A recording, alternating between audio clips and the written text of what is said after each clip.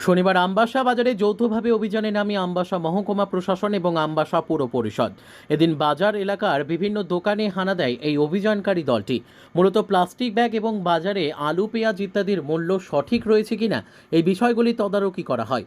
বাজারের কিছু অসাধু ব্যবসায়ী পর্যাপ্ত যোগান থাকলে আলু পেঁয়াজের দাম বাড়িয়ে ভোক্তাদের বাড়তি পকেট কাটার ষড়যন্ত্র করে বলে অভিযোগ ওঠে।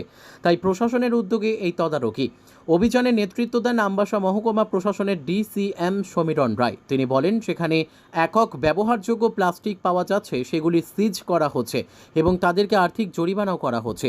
আলু পেঁয়াজের মূল্য বেশি রয়েছে বলে একটি খবর রয়েছে, সেই বিষয়গুলিও দেখা হচ্ছে বলে জানান তিনি।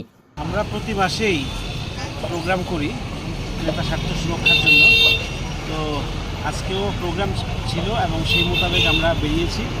মূলত সিঙ্গেল ইউজ প্লাস্টিক ব্যবহার নিষিদ্ধ আছে এবং যারা ব্যবহার করছেন তাদের থেকে এটা আমরা সিজ করে নিচ্ছি এবং জরিমানা করছি।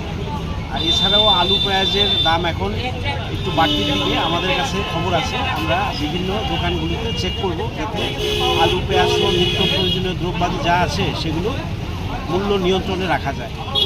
এই জন্যই আজকে বেরিয়েছি। Bureau report, news tele Bharat.